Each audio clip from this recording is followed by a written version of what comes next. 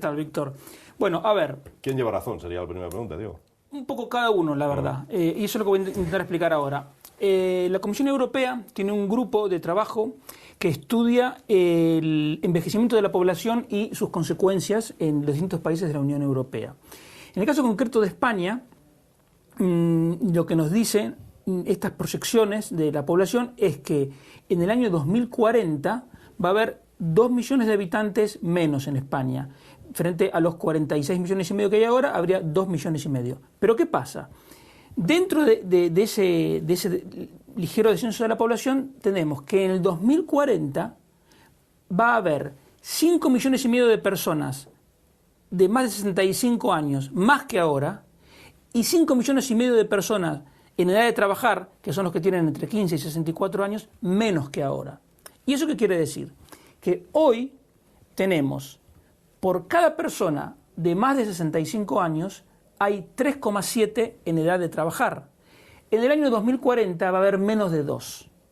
Entonces, desde ese punto de vista, ya vemos que hay un problema demográfico importante. Entonces, en los últimos años se han hecho muchas reformas al sistema de pensiones. Se elevó la edad de jubilación, el periodo de cálculo de la primera pensión pasó de 15 a 25 años, se cambió la fórmula de revalorización anual, se incorporó un factor de sostenibilidad para tener en cuenta en el cálculo de la primera pensión la esperanza de vida.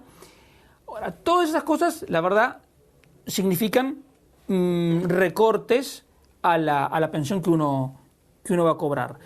A pesar de eso, lo que nos dicen las proyecciones es que el gasto en pensiones va a ir subiendo ligeramente hasta llegar a el equivalente a un 9% del PIB en 2040 frente a un 8% ahora, pero a ese 9% hay que sumarle otro 3% que hay que pagar en pensiones de viudedad, de orfandad, de incapacidad, etc. Entonces, ¿se podrán pagar las pensiones?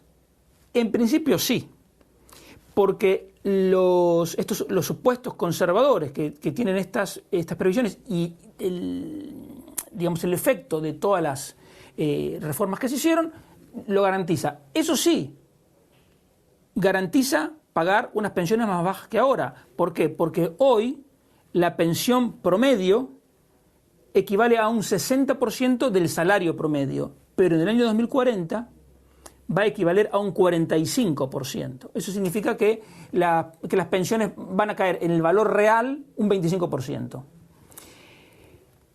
Entonces, hay que tener esto muy presente. Lo que significa, el impacto demográfico es tan importante que con todas las reformas que se han hecho, que van a recortar la pensión que vamos a cobrar, alcanzan para mantener el sistema equilibrado, pero justo, digamos. Es decir, el impacto demográfico es tan importante que aún recortando las pensiones con todas esas reformas, el sistema no tiene margen. Por lo tanto, todas las promesas que hacen algunos para volver a reducir la edad de jubilación o para aumentar las pensiones, se hacen o bien para incumplirlas, es decir, se está mintiendo, o se hace sin conocimiento de estos datos, es decir, se hace con una total irresponsabilidad.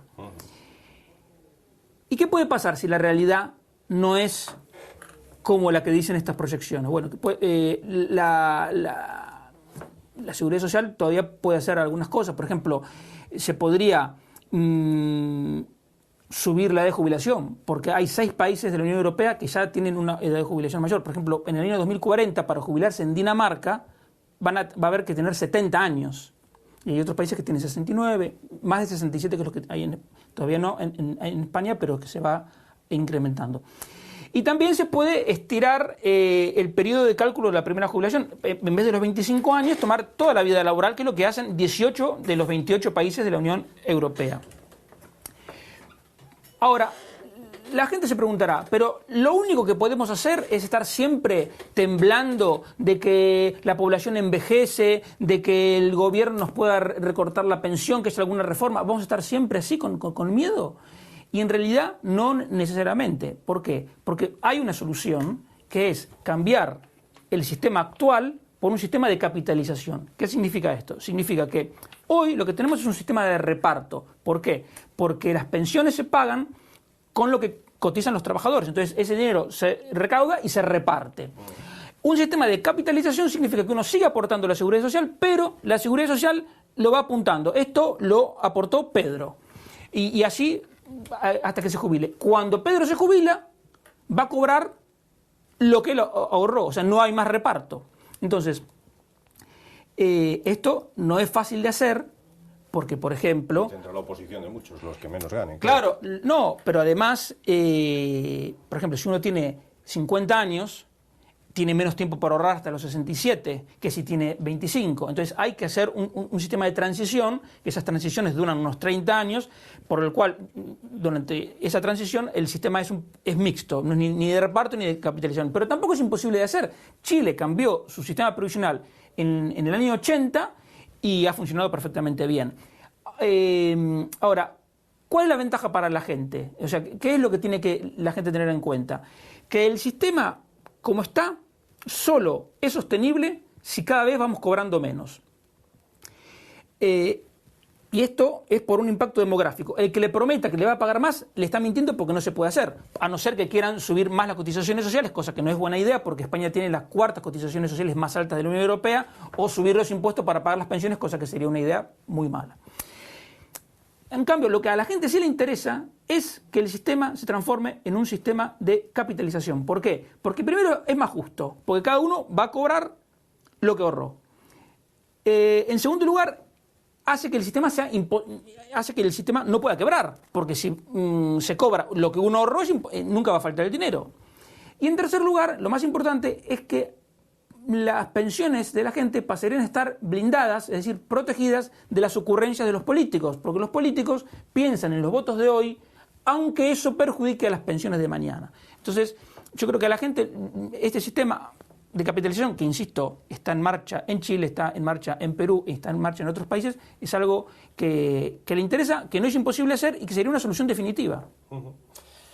Bueno, pues tampoco hay razones para alarmarse tanto como dicen algunos, No, pero tampoco para... Alarmar no, porque, insisto, se han tomado medidas, las medidas aseguran una sostenibilidad del sistema, pero solo la aseguran con una pensión que va a ser cada vez menor, porque magia en economía no hay. O sea que al final lo que decía Linde de que complementen esa pensión que va a ser más baja con un fondo privado tampoco es tan mala idea si se puede, ¿no? Desde ese punto de vista tiene toda la razón del mundo. Si uno lo puede hacer, que lo haga porque realmente lo va a necesitar.